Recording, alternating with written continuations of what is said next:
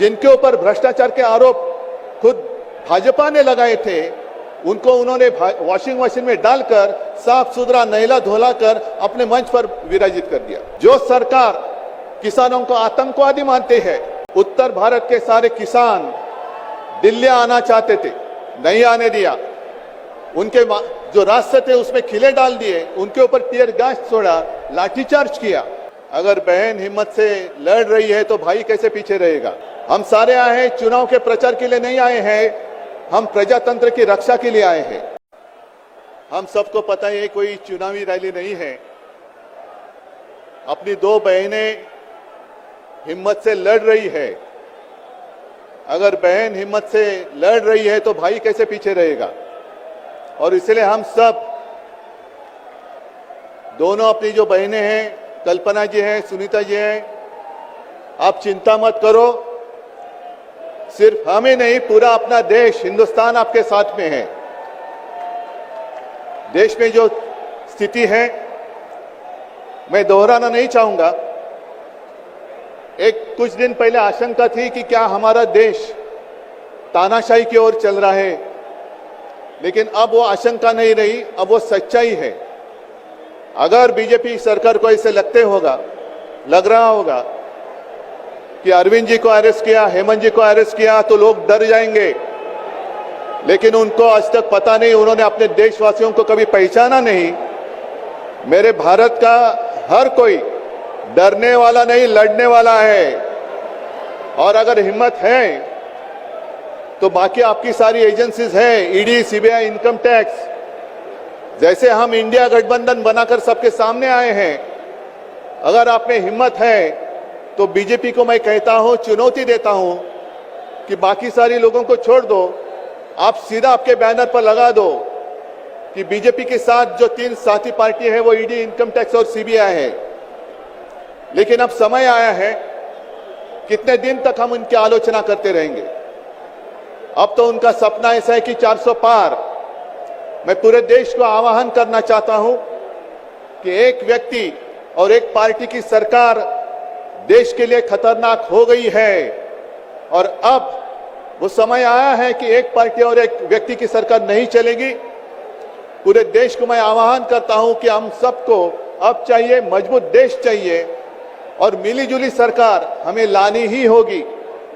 देश में जितने सारे प्रांत हैं, जितने सारे राज्य हैं, उनका सम्मान करने वाली सर्वतोमुखी सरकार अगर हम लाते हैं तो ही देश बच सकता है, नहीं तो फिर आपका सवाल है, आपका भविष्य आप किसके हाथ में देना चाहते हो?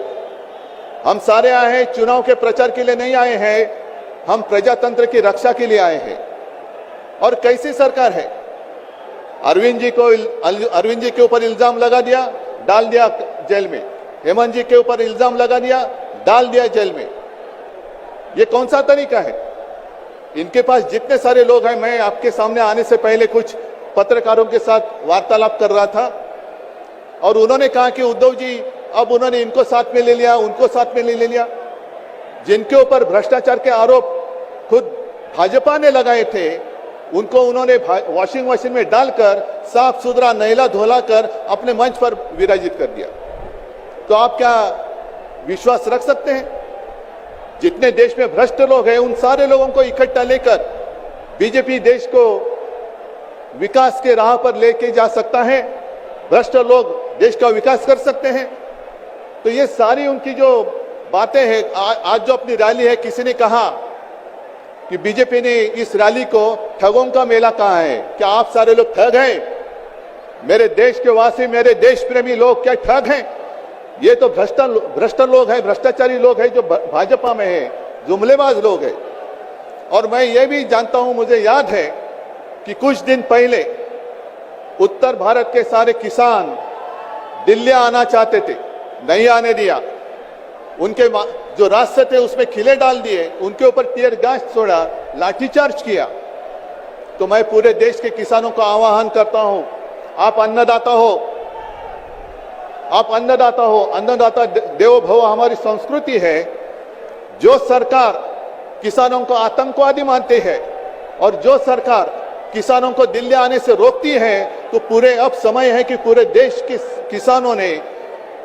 के किसानों को आतंकवादी समझने वाली भाजपा सरकार को दिल्ली आने से रोकना होगा। जैसे आपकी राह उन्होंने आपके रास्ते दिल्ली आने से रोकी थी, वैसे आप किसानों ने बीजेपी को दिल्ली आने से रोकना ही होगा। और एक नारा जो मैंने मुंबई में दिया था, वो जो कहते हैं कि आपकी बार 400 पार, मैं आपको आह्वान करता हूं कि जहां से आप आए हुए हैं, आप जाओ, अपने घर पे जाओ, जहां भी जाएंगे गांव में जाओ, लेकिन एक नारा आपको देना होगा तानाशाही के खिलाफ। अब की बार भाजपा तड़ी पार, अब की बार भाजपा तड़ी पार। और ऐसे तानाशाही करने वाली सरकार अब हम दिल्ली आने नहीं देंगे। यही शपथ लेकर आगे हमें जाना होगा। और फिर से एक बार सुनीता जी, कल्पना जी, आप चिंता मत करो, पूरा देश आपके साथ है। आप लड़ाई जीतेगी और हम सब लड़ाई जीतेंगे, प्रजातंत्र जीतेगा। जय हिंद।